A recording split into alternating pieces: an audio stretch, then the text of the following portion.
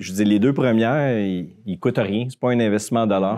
Je pense qu'il y a juste un grand manque de sensibilisation juste sur les gains administratifs. La production de texte, ça se fait à une vitesse incroyable. Il faut juste l'avoir testé pour le réaliser là, individuellement. Pour l'adopter. Je comprends qu'il y en a qui c'est loin dans leur priorité puis ça les empêche pas d'avancer, mais je pense que ça fait partie quasiment de notre responsabilité aussi de suivre ces technologies-là, puis juste au moins aller les essayer, être curieux. Puis des gens partant, c'est tellement intuitif que rapidement, finalement, tu te mets à les utiliser régulièrement. Il y a aussi, il ne faut pas oublier, moi, je regarde chez nous, j'ai les plus jeunes, j'ai les moyens, puis j'ai les plus vieux.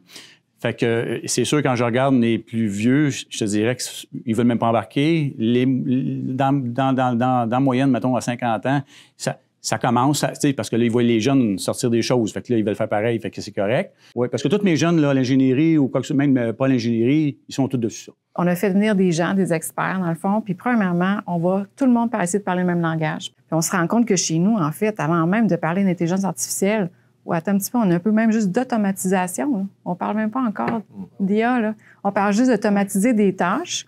Après ça, peut-être qu'on pourra rajouter l'automatisation, en fait, l'intelligence artificielle par-dessus. Souvent pour mettre en place, parce que comme tu disais, là, il y en a des quick wins, des faciles, là, mais après ça devient un projet.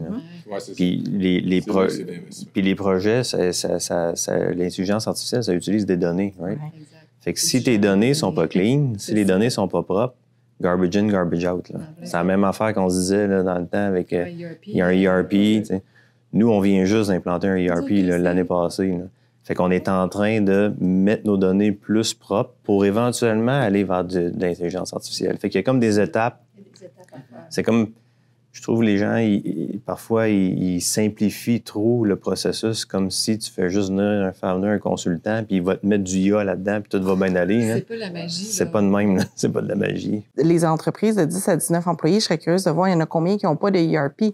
Si tu n'as pas de ERP, il ne faut pas que tu penses au IA tout de suite. Je veux dire, tu peux, mais justement, comme vous avez dit, pour la production de texte ou pour des trucs qui sont pas, qui impliquent pas tes données. Mais ça revient tout avec la productivité. On n'est pas productif dans nos opérations.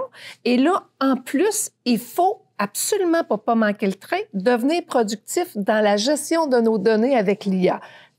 Puis là, ça va vite avec l'IA. Fait que t'imagines comment on va être en arrière, là. Et il ne faut pas oublier, en arrière de tout ça, c'est quand même un humain qui va l'utiliser. Et la capacité de l'humain au changement et c'est le frein. C'est pas l'intelligence artificielle qui est le frein, c'est l'humain en arrière, là. L'ouverture. Et puis, il y a une question de capacité de formation, on revient à la formation de la gestion du changement, on revient à... Trouver ta personne aussi à l'interne qui va aussi t'implanter ça, qui va ton champion, là. Puis on revient avec toute la gestion de l'anxiété que tous ces changements-là créent dans nos organisations. La gestion du changement, parce que ça fait peur à bien des gens, tout ça. Quand c'est vendu, c'est beaucoup des concepts. Fait que tu te fais vendre un concept, mais tu le vois pas, tu sais. C'est pas pareil comme si tu vois, ça a été implanté chez ton voisin, puis ça marche, puis tu le vois. Tu sais, ça peut être abstrait au début. C'est comme plus abstrait, puis en même temps, comme tu disais, ça prend des fonds. Fait que tu vas-tu investir dans quelque chose que tu comprends pas trop? Il y a comme un peu... faut prendre des risques, dans le fond. C'est pour ça qu'il manque peut-être la couche en dessous, là, l'intelligence des objets, les capteurs, puis justement toute la prise de données. Puis là, à un moment donné, t'es comme, OK, j'ai assez de données, ça fait 3 ans. Je suis rendu là. Ouais.